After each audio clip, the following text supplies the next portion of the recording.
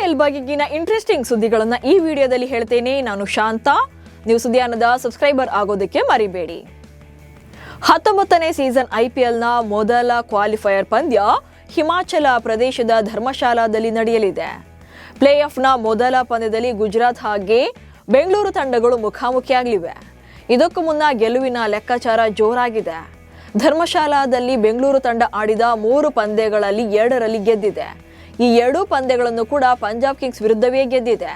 ಹೀಗಾಗಿ ಮೊದಲ ಕ್ವಾಲಿಫೈಯರ್ ಪಂದ್ಯದಲ್ಲಿ ಗೆಲ್ಲುವಂತ ಫೇವರೇಟ್ ಟೀಮ್ ಎನ್ನಲಾಗಿದೆ. ವಿರಾಟ್ ಕೊಹ್ಲಿ ಮತ್ತು ಟ್ರಾವಿಸ್ ಹೆಡ್ ನಡುವಿನ ಹ್ಯಾಂಡ್ ಶೇಕ್ ವಿವಾದ ಮತ್ತೊಂದು ತಿರುವು ಪಡೆದಿದೆ. ಕೆಲ ಅಭಿಮಾನಿಗಳು ಟ್ರಾವಿಸ್ ಹೆಡ್ ಅವರ ಪತ್ನಿ ಜೆಸ್ಸಿಕಾ ಅವರನ್ನ ಟ್ರೋಲ್ ಮಾಡ್ತಿದ್ದಾರೆ. ಜೆಸ್ಸಿಕಾ ಅವರೇ ಇದನ್ನ ರಿವೀಲ್ ಮಾಡಿದ್ದಾರೆ. ಜೋಶ್ ಯಾವಾಗಲೂ ಕೂಡ ಕ್ರೀಡೆಯ ಭಾಗವಾಗಿರುತ್ತೆ, ಆದರೆ ಆಟದ ಹಿಂದೆ ನಿಜವಾದ ಜನ ಹಾಗೆ ಫ್ಯಾಮಿಲಿ ಇರುತ್ತೆ ಅನ್ನೋದನ್ನು ಕೂಡ ನೆನಪಿಟ್ಟುಕೊಳ್ಳುವುದು ಅಷ್ಟೇ ಮುಖ್ಯ ಎಂದಿದ್ದಾರೆ. ಜೊತೆಗೆ ಟ್ರೋಲ್ ಮಾಡಿದ ಕೆಲ ಅಭಿಮಾನಿಗಳ ವಿರುದ್ಧ ಬೇಸರ ಹೊರಹಾಕಿದ್ದಾರೆ. ಲಕ್ನೋ ಸೂಪರ್ ಜೈಂಟ್ಸ್ ಫ್ರಾಂಚೈಸಿ ಈ ಸೀಸನ್ ನಲ್ಲಿ ತಂಡದ ಕಳಪೆ ಪ್ರದರ್ಶನದಿಂದ ಅಸಮಾಧಾನಗೊಂಡಿದೆ. ಹಾಗೆ ಮುಂದಿನ ಆವೃತ್ತಿಗೂ ಮುನ್ನವೇ ಮೇಜರ್ ಸರ್ಜರಿಗೆ ಮುಂದಾಗಿದೆ. ಲಕ್ನೋ ತಂಡದ ಗ್ಲೋಬಲ್ ಕ್ರಿಕೆಟ್ ಡೈರೆಕ್ಟರ್ ಆಗಿರುವಂತ ಟಾಮ್ ಮೂಡಿ ಈ ಬಗ್ಗೆ ಸ್ಟೇಟ್ಮೆಂಟ್ ಕೊಟ್ಟಿದ್ದಾರೆ. ಹಾಗೆ ಮುಂದಿನ ಆವೃತ್ತಿಯಲ್ಲಿ ನಾಯಕನ ಬದಲಾವಣೆ ಖಚಿತ ಎಂದಿದ್ದಾರೆ. ಈ ಮೂಲಕ ಲಕ್ನೋ ನಾಯಕತ್ವದಿಂದ ರಿಷಬ್ ಪಂತ್ಗೆ ಗೇಟ್ ಪಾಸ್ ಸಿಗೋದು ಗ್ಯಾರಂಟಿ ಎನ್ನಲಾಗಿದೆ. ಲಕ್ನೋ ಪರ ಲಾಸ್ಟ್ ಪಂದ್ಯದಲ್ಲಿ ಸಿಕ್ಕ ಅವಕಾಶದಲ್ಲಿ ಚೆನ್ನಾಗಿಯೇ ಬೌಲಿಂಗ್ ಮಾಡಿದ್ದ ಅರ್ಜುನ್ ತೆಂಡೂಲ್ಕರ್ ಬಗ್ಗೆ ಸಚಿನ್ ತೆಂಡೂಲ್ಕರ್ ಭಾವುಕರಾಗಿದ್ದಾರೆ. ಪಂದ್ಯ ಮುಗಿದ ಬಳಿಕ ಸಚಿನ್ ತಮ್ಮ ಎಕ್ಸ್ ಖಾತೆಯಲ್ಲಿ ಪೋಸ್ಟ್ ಅನ್ನ ಶೇರ್ ಮಾಡಿದ್ರು. ಅರ್ಜುನ್, ನಿನ್ನ ಬಗ್ಗೆ ಹೆಮ್ಮೆ ಆಗ್ತಾ ಇದೆ. ನಿನ್ನನ್ನು ನೀನು ಮುನ್ನಡೆಸಿಕೊಂಡ ರೀತಿ ಅದ್ಭುತ. ಕೊನೆಯ ಪಂದ್ಯದವರೆಗೂ ಕೂಡ ಅವಕಾಶಕ್ಕಾಗಿ ಕಾಯಬೇಕಾಗಿ ಬಂದರೂ ಕೂಡ ನೀನು ಧೃತಿಗೆಡಲಿಲ್ಲ. ಕ್ರಿಕೆಟ್ ತಾಳ್ಮೆಯನ್ನ ಪರೀಕ್ಷೆ ಮಾಡುತ್ತೆ. ಸದಾ ನೆಲದ ಮೇಲೆಯೇ ನಿನ್ನ ಕಾಲುಗಳಿರಲಿ.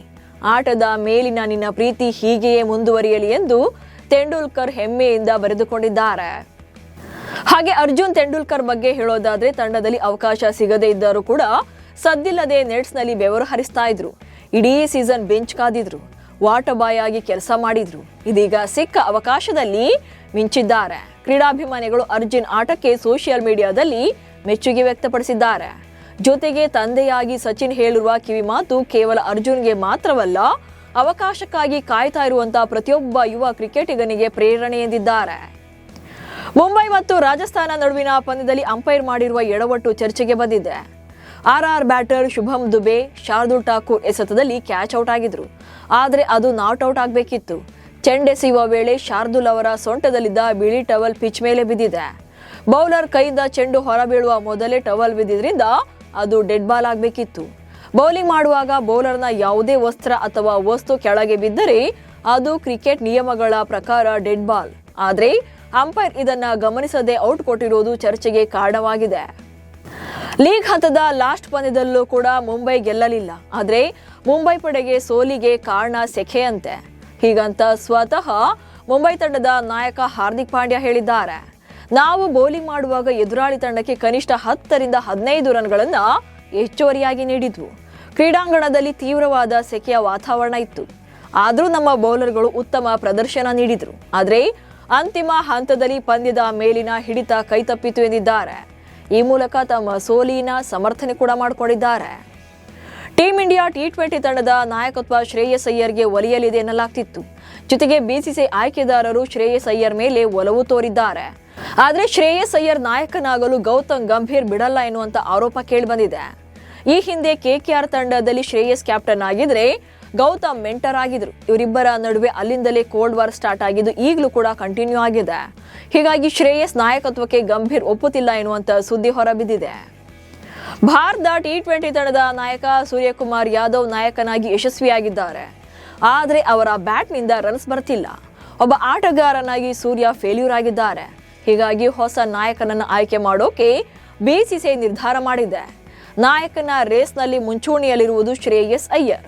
ಈ ಬಾರಿ IPL ಸೀಸನ್ ನಲ್ಲಿ ಶ್ರೇಯಸ್ ಅಯ್ಯರ್ 190+ ಸ್ಟ್ರೈಕ್ ರೇಟ್ ನೊಂದಿಗೆ 498 ರನ್ಗಳನ್ನ ಕಲೆ ಹಾಕಿದ್ದಾರೆ. ಸೂರ್ಯಕುಮಾರ್ ಯಾದವ್ ಕೇವಲ 270 ರನ್ಗಳನ್ನ ಗಳಿಸಿ ಫಾರ್ಮ್ಗಾಗಿ ಕಾಯ್ತಾ ಇದ್ದಾರೆ. ಹೀಗಾಗಿ ಸೂರ್ಯನಿಗಿಂತ ಶ್ರೇಯಸ್ ಬೆಸ್ಟ್ ಎನ್ನಲಾಗಿದೆ. ಟಾಲಿವುಡ್ ನಟ ರಾಮ್ ಚರಣ್ ಜಸ್ಪ್ರೀತ್ ಬುಮ್ರಾ ಅವರ ಬಳಿ ಕ್ಷಮೆ ಕೇಳಿದ್ದಾರೆ. ಬುಮ್ರಾ ಸರ್, ನಾನು ನಿಮ್ಮ ದೊಡ್ಡ ಅಭಿಮಾನಿ. ನನಗೆ ಫುಟ್ಬಾಲ್ ತುಂಬಾನೇ ಇಷ್ಟ. ನೀವು ಇದನ್ನ ಇನ್ನೂ ಮುಂದಕ್ಕೆ ತೆಗೆದುಕೊಂಡು ಹೋಗ್ತಾ ಇದ್ದೀರಾ ಅಂತ ರಾಮ್ ಚರಣ್ ಹೇಳಿದ್ರು.